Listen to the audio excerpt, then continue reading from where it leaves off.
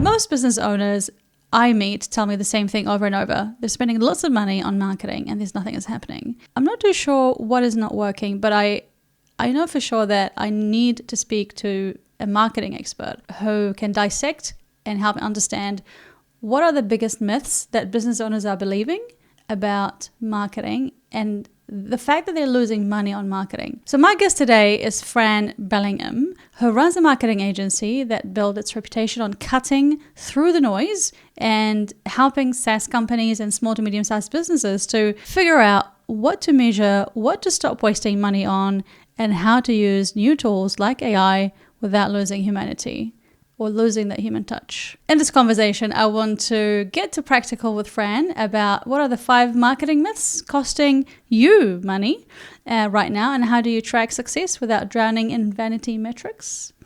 And if she lost everything tomorrow, where would she start again? So if you have spent lots of money on marketing and you don't understand marketing and you're so lost, this is the episode for you. Do not watch it if you can't be prepared to find the truth. But here we go. I'll see you inside.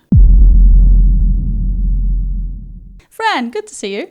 You too. It's nice to be here in person with someone. You're from Wellington? Yes, I've come up from Wellington to see our Auckland crew. How awesome. Yeah, it's pretty good. I get the best of both worlds. I get to come from Wellington and then drive all around the place in Auckland with my navigation tools and co-drivers. Your AI tools and all the technology and stuff like that. Yeah. And I somehow found you online because I was looking for marketing agencies that are doing it differently, and you came up really profoundly with how you run your business, how you have a remote first business. How do you... Yeah, I found it interesting. And there was a mention about helping SaaS companies grow and develop their SaaS companies. But so, you also help small business owners. I'm going to get us straight into like the hard questions because I don't muck around. If you had to strip everything back, what do you believe that the real success for you has been so far?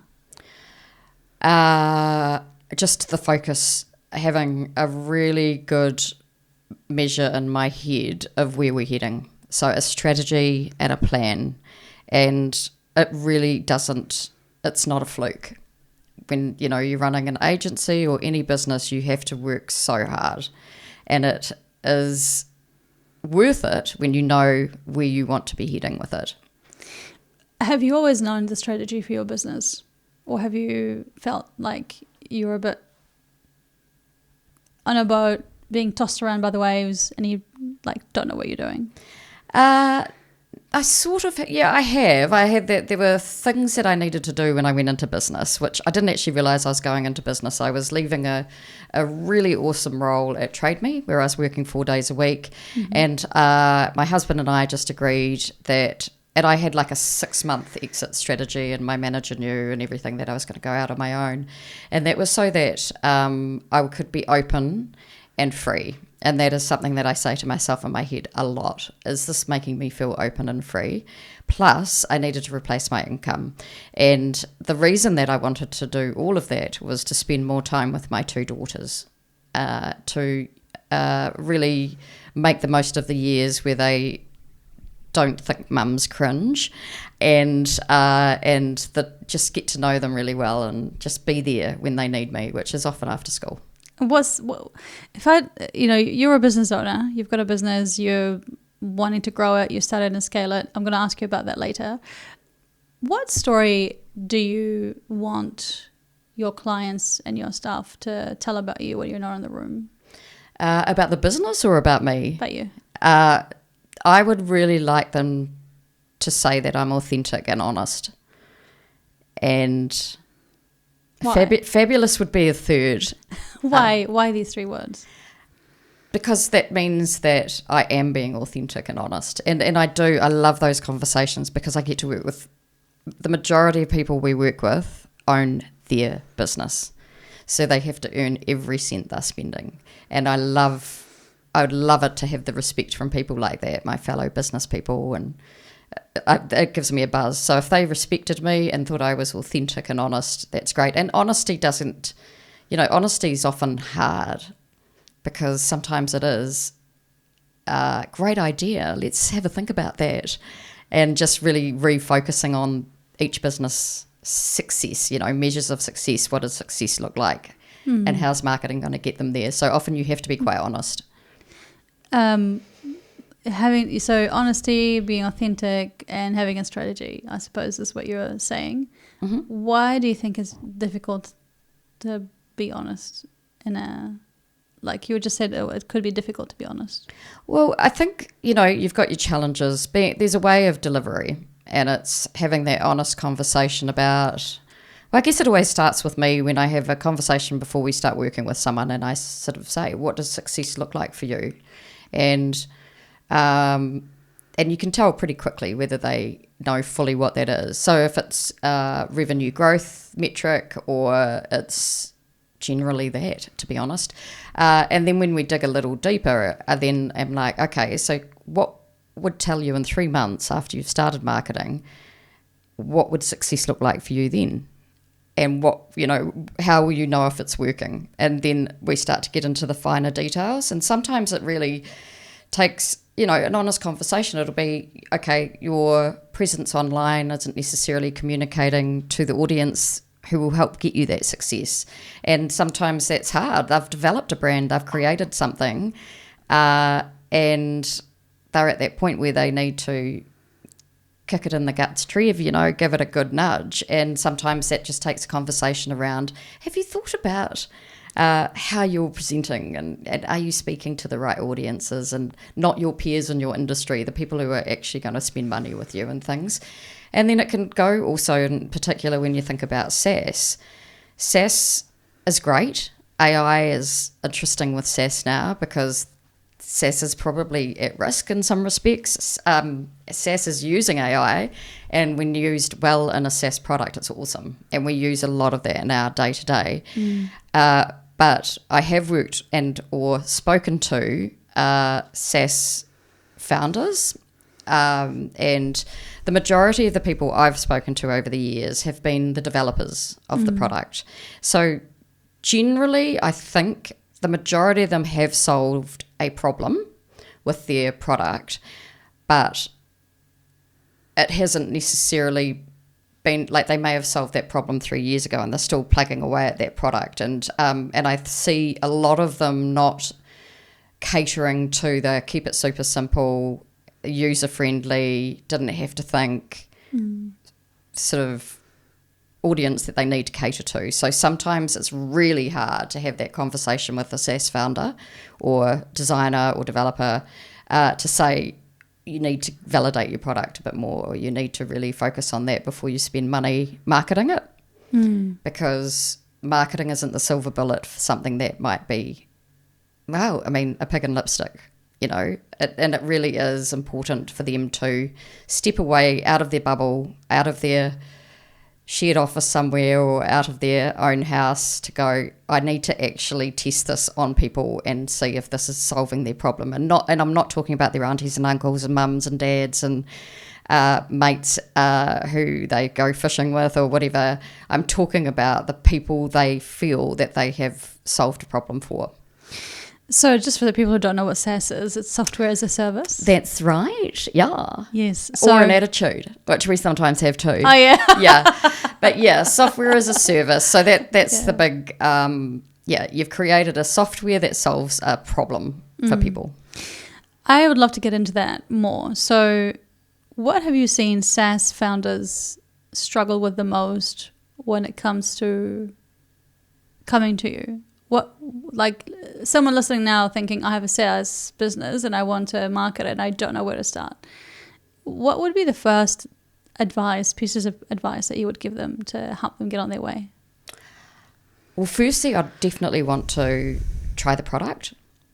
So what they've made, and you will try it yourself? Yeah, show them, they can show me through it or understand how it's been made, and in a sense that I need to understand what things behind the scenes are doing. I don't need all the technical jargon, but it's like, okay, so how does it work? Yeah. And what problem is it solving? And so what I do say when I have chats with people in that situation is, have you validated the market? If the answer is no. Often leave now. You know what? Often it isn't. No, it's we've got we've onboarded a couple of clients, or and that's great. Right. But the onboarding has been like lifting massive bits of rock into another pile of massive bits of rock just to get.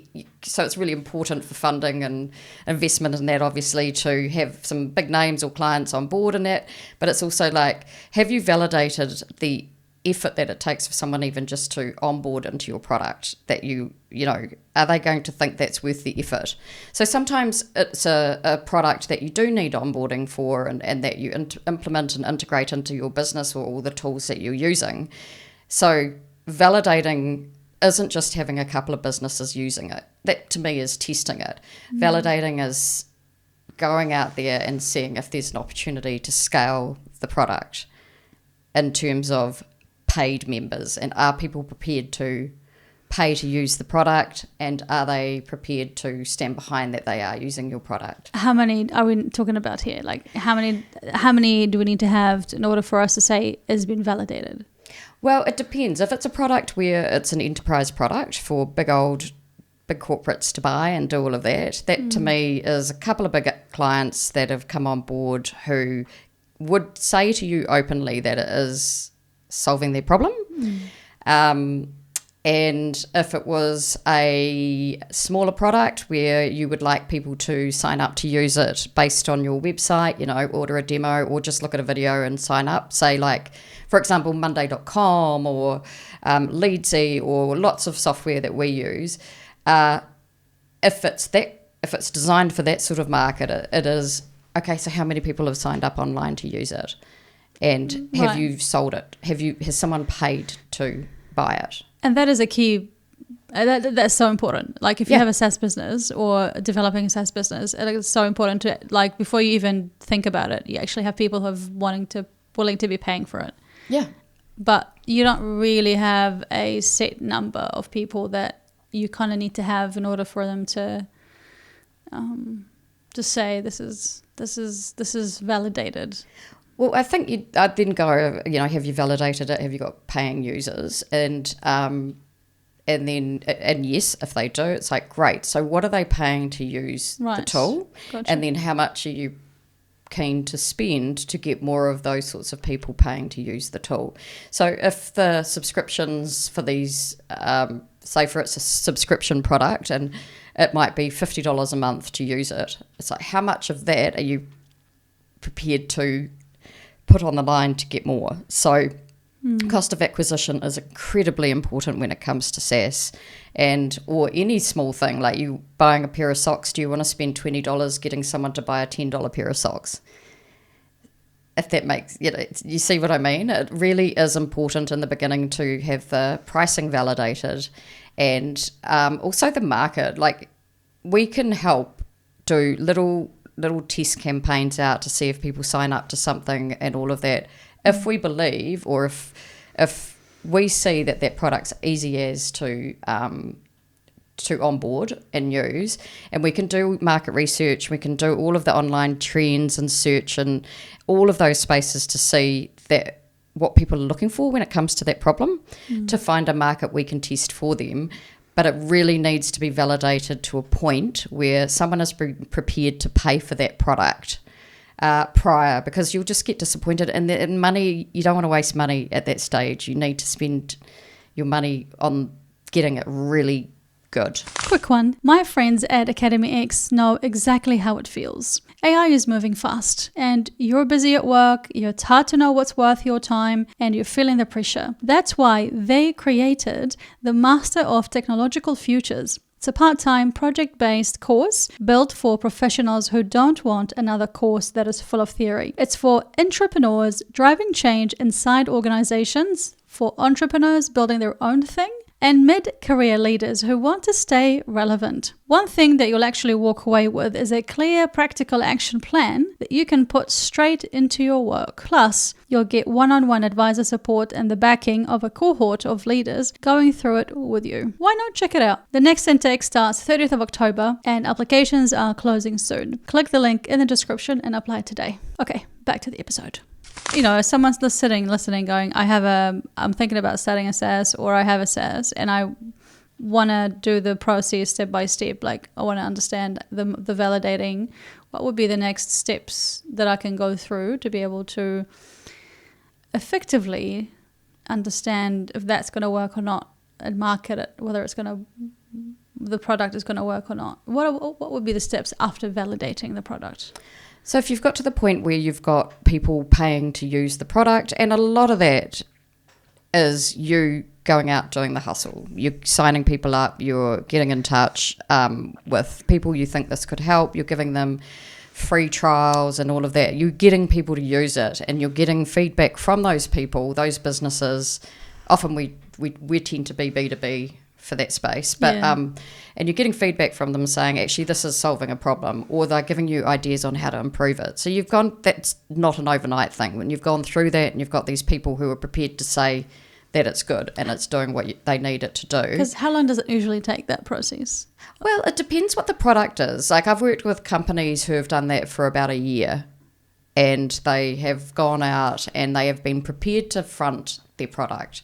So I think that's probably part of the challenge that can happen too, is you may be really good at building things and being a dev or technical and stuff, and in any business you have to be prepared to go and front that product and front what it is that the problem that you're solving, and be very passionate about your solution. And it's really hard for some people because it feels really out of character and really uncomfortable. And sometimes I feel when I speak to people, they think that marketing could be a silver bullet, or hiring someone to sell it could be a silver bullet. That people, especially in the early days, do quite like speaking. If it's a technical situation, they like speaking to the person who's designed it and stuff. And I think people expect to meet, the people behind the tool in the early days as well. So I've had and worked with really awesome people who have gone and knocked on doors, literally physically gone and knocked on doors, and been open to all the feedback they could get. And now they're running really good, successful SaaS businesses, and they have gone out and sold it in person themselves to get it off the ground. So validating and going and knocking on doors. Yep. And then it's so they've done that. We go, okay, so this is great. Let us do some research with you and work out what size of the audience, what market you're working in. So we work with people who are marketing to different countries and all that jazz. And the beauty of digital marketing is we can find out what people are looking for, both in AI and in search, based around what that solved problem is. So it might be, how do I automate? How do I stop having to do so much admin when it comes to invoicing, which is one of my challenges.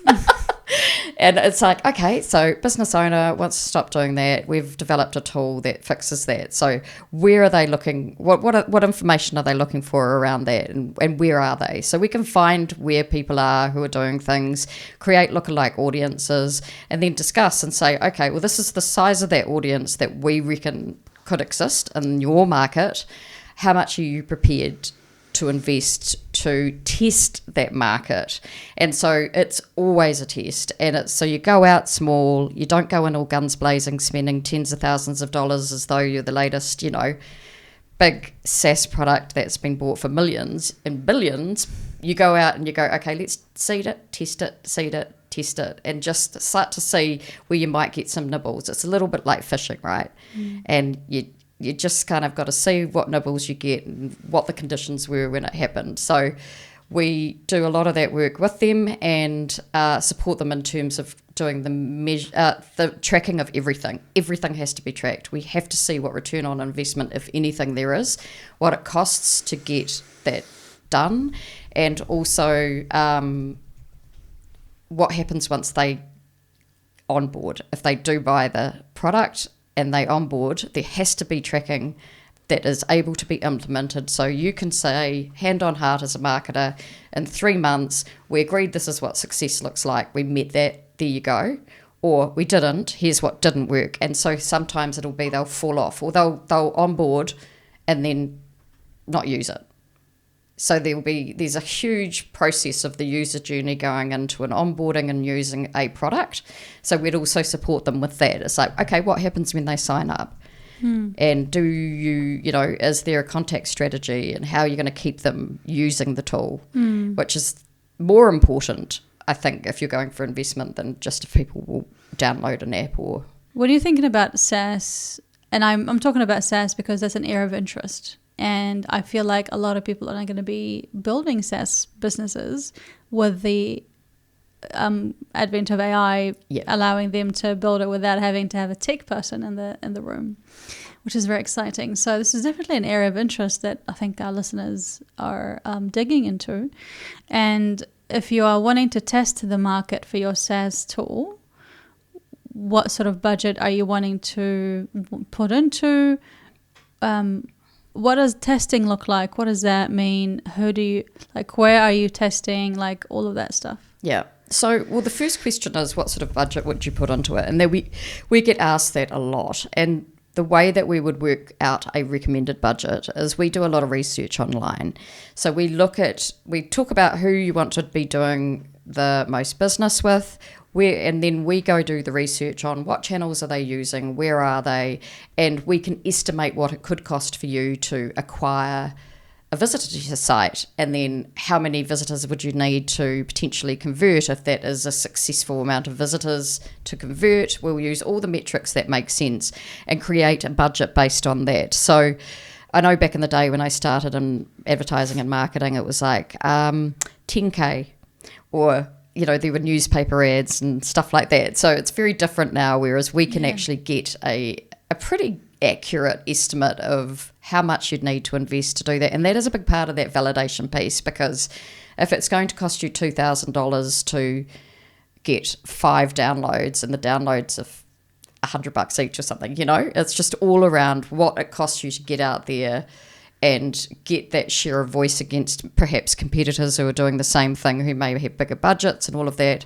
So we'll come back with a recommended budget with people. But one of the prerequisites for us as a business is that we don't want to help that SaaS organisation hemorrhage cash with hiring us as their partners at this point, unless they have investment and they're at that growth stage. So we're talking about proper investment, that the product's been validated, that they've got really good investment in backers, and that they've got people helping them on their board who know what they need to do. And that's when you go, great, let's do this. And so the testing, we were talking earlier about testing different channels, and what was it? Testing different channels and different markets, or finding out how big is the market and how the cost of getting a client. If you can touch on that,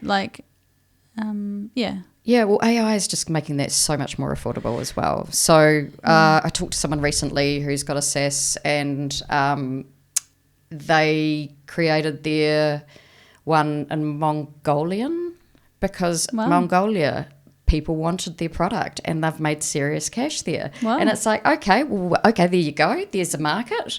And so they actually ended up figuring that out on their own, because they met someone there and it was a good connection and stuff. So what we tend to do is like, where are you going to be wanting to sell the most? So it's not always going to be America. It could be Mongolia. And we work with people who are in Europe and stuff like that too. So the channels would be dependent on what country that you're going to as well. Right. So well, let's talk about New Zealand, and maybe New Zealand and Australia.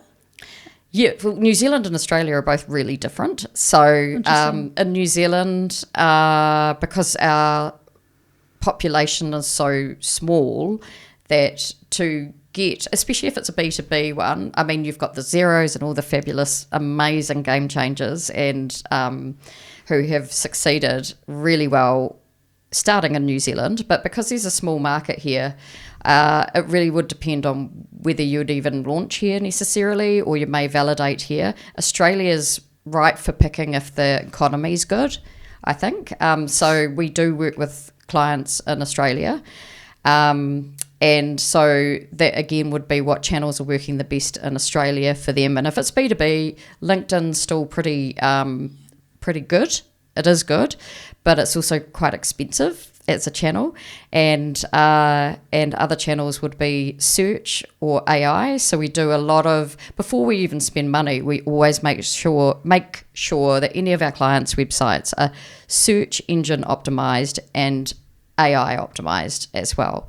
So we invest a significant ton of cash in SaaS to make sure that we're turning up for our clients in AI results and search results.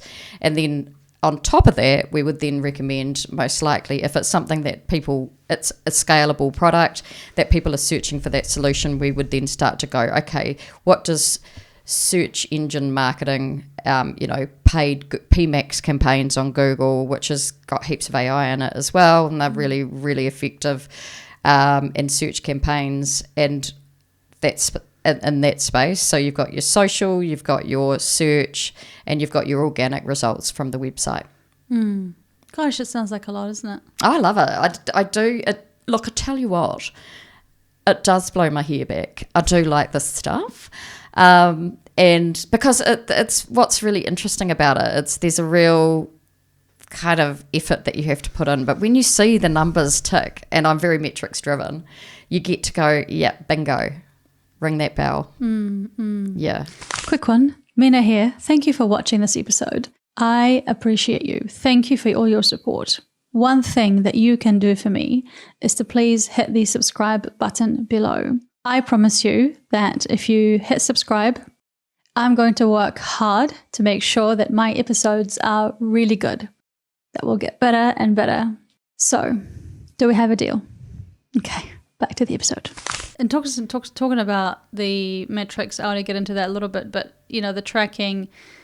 You were talking about how people can onboard a SaaS but not use it. You can onboard it. You can get someone on board to your tool, but they will not use it. Yeah. What have you seen people do to help make sure that people actually use it and spend money, and it's like a recurring thing over and over? Yeah, so I think it's all about engagement and how often they're going to utilize that platform. So, and I know myself, I've signed up for stuff and got apps through the App Store and gone, a month later, what's that come off my credit card? Or, so there's ways of avoiding all of the noise that you get from all the different subscriptions you have.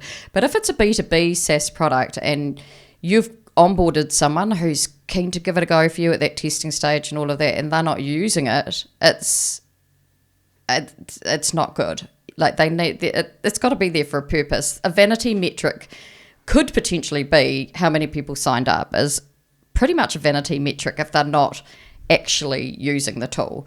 So activity on that tool is really important. So one of the things that comes to play in here, and AI is helping astronomically, is the automation of messaging based on their behaviors. So rather than we send a newsletter once a month and everyone's going to open it, you'd be lucky to get a 20% open rate on that. So if someone signs up with you and you get enough information about them, it's setting up automations and ways of connecting with them to provide value to them along the way of what could be required, what they can do in that product.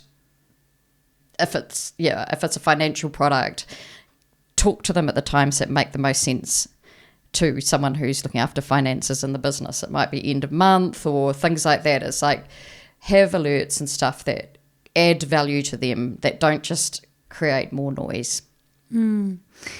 Gosh, I want to talk about the 5 marketing myths that are costing people money right now. Yeah. And I'm not sure why 5. 5's an odd number. An odd number's good. Yeah. It works. It could be 3 marketing myths, but you've come across so many people who ask you about marketing and doing marketing together. So what are the 3 to 5 marketing myths that are people investing in right now and losing money? Definitely the top one would be what it costs them to build a website. We look after website builds for our clients, and we work with amazing partners, agencies who make the websites for them, build them. We either design them in-house or they design them. And I go to market for some of our projects that might be slightly bigger, a bit more complex in that, so that my clients and I can sit down and go through the proposed solutions together. I have had quotes that vary by 70 grand for the same result. A website that's functional, that's easy for the user to use and all of that. So there are people I know who are spending over $100,000 for a website they don't need to spend that much money for. So it's really, really a myth. And in my view, it is your front window in your shop, right? So it needs to be beautiful, seamless, fast, answer the problem I'm trying to solve, reassure me, show me how other people are using it, let other people reassure me, and explain how it works in a really easy to understand way. I don't need... And then I click on something and go through to something else that looks the same experience. A lot of software is plugged into the back end of websites that can make things really good. So they're plugins and things like that. But I do see people over-engineering what they think a website needs to be from a development point of view. So a website is not an internal CRM. Like, everything plugs into them. But I have seen people spend a lot of money on stuff that I don't think they needed to spend that much money on. So from designers are amazing. We work with amazing UX designers, and we do it in time. So we say, how many hours do you need to make this, to work with our client and workshop it and do all of this sort of stuff? So we do it based on that. It's not like, that'll be 50 grand, thanks. It's just changed. Things have changed. You do not need to spend that much for a website. What would be the other myths? The second one is how many followers you have on social media. It's an absolute myth. And the myth of social media is that it's not an advertising platform. Every single social media platform is an advertising platform. It costs you money. You need to spend money to reach people. The occasional thing will trend because it decides that it will trend, because then it'll get other people to use that hashtag and trend and do all of that sort of stuff. So that creates views and all of that. Views are great. Monetizing stuff is great. If you can earn an income from being an influencer, all the power to you. But for a business, if you say to your marketer, okay, I want us to have 1,000 followers by the end of November, how much will that cost me? Well, you'll be $1 or $2 maybe a follower. I don't know. It used to be about that, but we never use that metric. And if you said to your boss, oh, that's great, so we've got 1,000 followers, how amazing is that? What has that translated into? It's just 1,000 followers who aren't actively engaging with your brand because you're not paying for them to see your posts. So, that's kind of one of my pain points I've seen with clients who I've sort of said, so at the moment, how are you measuring your marketing? And it's like, well, my marketer is, we're aiming for this many followers and stuff. And that's really old school. It's not a thing now. What's the new thinking now with AI and the new algorithms with the metrics? Engagement. How do you get that? So engagement is how many people would look at the full video or like a video and or share a video and or comment, and a lot of people will watch something and never publicly like it. So it's amazing how many people can watch a video that you wouldn't know. And so all of that is how you would measure that. Reach is super fun as well. Really important. How many people have you reached in your market with that content? Why is that? Because they are the people you need to grow your brand with and your message, and you need to be in front of them so their preference grows. And so I wouldn't say like, oh my gosh, that post was so great, we boosted it and we reached 1 million people, and yet I'm only selling size 5 high heels. Only so many people are going to want size 5 high heels. So if that makes sense, I go, okay, our audience is this big, and we've met that. And if it's search, we got that share of voice with that audience. There's just ways. You got to be pretty honest with yourself. And if you've got a marketer and you're running a business, it's really important to understand that as a business owner, what success should look like for you and what you should be tracking and measuring, and it's really easy to track that stuff. Is there any new ways, new tools for this myth, to break up this myth and do it differently? Obviously, with the myth number one, the website, there are ways that you can build a website very cheaply. Yeah, very really well. affordably. Yeah. So, I mean, there's a lot of pre-done platforms. And people can look that up. Yeah, you've got WordPress, Webflow. We focus on WordPress, Webflow predominantly. And we've inherited websites from people who are in WordPress or Webflow that are so heavily dev'd in the back end by the previous agency or whatever, they can't even add a new page to their website without having to pay hours of work, which is maybe $200-$300 an hour, to get someone to essentially copy a page, paste it into the website and change the writing on it. So we are 100% focused on websites that can go in-house once they're created. And there's heaps of, we do onboarding videos and stuff like that, but we're talking about something that's really user-friendly.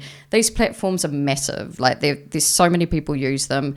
They're created by lots of clever people, and they are there to solve that problem of not having to have a custom dev'd website, because there's very few small to medium businesses who should require a custom dev website. And HubSpot we work with too, which has got lots of great ways of making those websites too that then speak to the CRM, so you can automate lots of stuff. But yeah, so I guess my answer there is you can use a platform, you can choose a theme. If you needed to do it lean, you could choose a platform, maybe even Squarespace, and or WordPress, or Webflow is a bit more complicated. Like, we get people to build all of these for our clients. We don't do Squarespace ones, but the ones that we've had in Squarespace that we've moved over, just make sure in any of the platforms that you do add meta descriptions and metadata in the back end, which is basically what Google will hopefully serve up to people if they're looking for the problem that you solve. So myth one, we've done that for websites. Myth two is Facebook likes and Instagram likes. That this is not what you should be looking out for. This is not the metric that you should be targeting. Yeah, page followers. Yeah, that's so liking posts and stuff like that's fine. All about engagement. It's all about engagement, and it is, there's a relationship between you and your followers. Yep, and don't spend hours making it. Like, if I think about, if you've got someone in your team who is your social media manager and you might be paying them so many thousand a month to do that, you don't want them spending 10 hours doing something that is going out and you're not even going to pay to post to boost it to get the audience you need. Right, yeah. Because that's high cost of acquisition. What's the third myth that people are losing money on, and time and sleep? That you need to understand a whole lot of acronyms.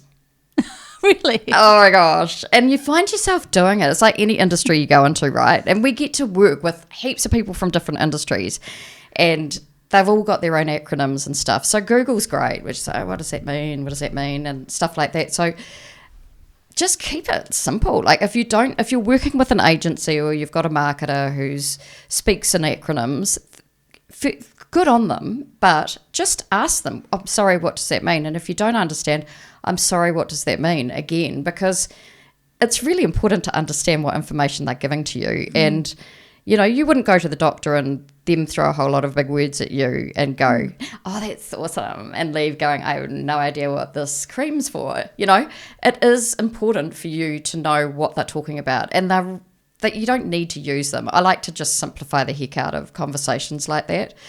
And or Google it, just Google them, but don't get bogged down in not understanding what is being reported to you based on your results. So you kind of touched on a number of ways to measure success, and let's take the SaaS for now. Can you just run through us the fundamental KPIs that one needs to have to be able to have that level of success, which could be applicable to small to medium-sized businesses that are just operating as a service business or a product? Okay, so not so much just the SaaS, just for any business. You could do it in any business, yeah. So what we always do is we establish what the main business KPI is, or the business goal. So we say, what is success going to look like for you in 12 months and 3 years? And so in 12 months, they might say, we want to do $3 million worth of revenue in 12 months. Great. And what does that look like in terms of products or services that you sell? And then so we group those, and then we go, okay, so success for you looks like did I say 3 million? So many zeros, whatever. $3 million revenue based on you having these products. And what's your ratio currently doing for you there? And then we'll go, okay, so we would say for you, the marketing metrics for that would be driving marketing qualified leads if they close those leads in-house. This many marketing qualified leads, because we'd established what their close rate is already once they talk to people. So often it can be quite high once they have if they're a service-based business, where it's a trust B2B situation, it might be a 50% close rate or whatever. So we'll say, okay, this is how many marketing qualified leads we believe that you need to get that through. So it's like, okay, so that's how many marketing qualified leads we need to give you a month, or to drive a month through the channel. Then it could be if it is selling, if it's e-commerce, it would be revenue again, but it could be size of the orders, repeat orders, and revenue and return on cost of acquisition, return on investment. So return on investment is super important in that space. And so we've, work with a company now where we're getting astronomical return on investment, which is great. So we know that was a measure of our success and their success, to be able to invest this much and triple it, quadruple it, 10 times it, it's really important. But that is one of the metrics for them. Mm-hmm. So e-commerce would be return on advertising spend, and investment, and cost of acquisition and all of that sort of stuff. And then if it's business services and stuff, it'll be marketing qualified leads. And then if it's SaaS, it would probably be downloads. Mm. And then if your marketing was influencing the usage of the product, it would be utilization of that product. Mm. It's really interesting. There's some stuff that you've touched on that I haven't really thought about. Oh, okay. So really fascinating to hear that. And there's a whole lot of stuff that we can delve into. I wanted to find out from you, in terms of a business owner point of view, if you had lost everything right now and had to start over, how would you do? What would you do? It's interesting you asked that, because I was faced with the potential of that last year, in a sense of, in my personal life, I was diagnosed with cancer. So it was a really good leveler. And so I was diagnosed with breast cancer at 45. I have 2 daughters who are everything, and an amazing husband, and all my friends and family, and a business. And so that was potentially me losing everything, and that is everything. And I am okay, but I fought for it, and I am okay. So what would I do if I did lose it? So that's the worst that can happen. It doesn't have to be losing your life, God forbid. It's losing your business, losing your clients, and everything, kind of everything burns down scenario. How would you restart that? Because it sounds like heaps of, I love your insight and input, and it just made me think, for someone like you, if they lose everything, how can you get up again? COVID kind of did that, and you hear that time and time again with business owners who you're speaking with. So we lost half of everything then, and that was a really good thing for us, because we addressed where we were at. We re-looked at our strategy. We made a plan and executed it. And so that's, I think, when we really cemented our strategy. And what was your strategy before, and what was it afterwards? Strategy before was pretty loose. It was more based around, we need to build this much, and it wasn't around, we need these types of people and this, to make the business this size and stuff. So we were pretty conservative, if that makes sense, up until that point. And then when that point happened, we went, okay, well, we're not just going to have one big fat client that we rely on to keep the lights on. And so we have lots of awesome businesses who we work with now. Diversification. Yeah, it's huge. And it made us really vulnerable.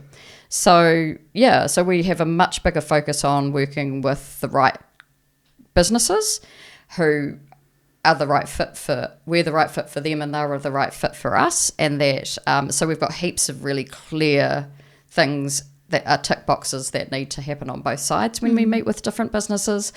And also the measures of success for us just got a lot more focused. We started going too wide. And so I would just go, okay, if we lost everything somehow tomorrow, we would go, okay, what broke and how do we change it? We just have to be open to change. There has to be a reason why we'd lose everything tomorrow.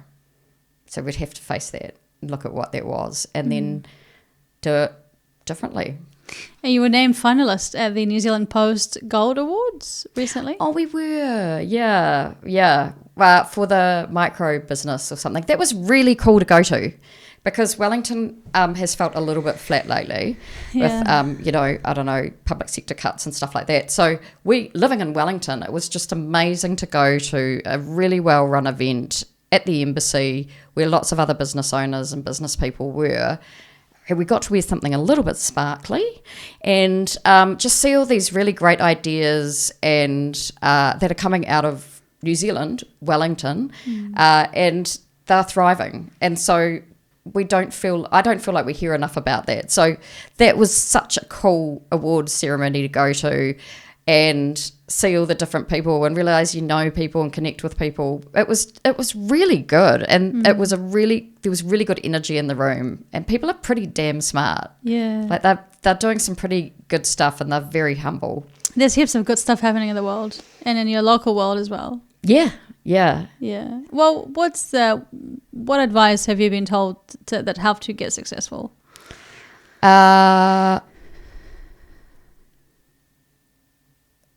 I think not to take things too personally.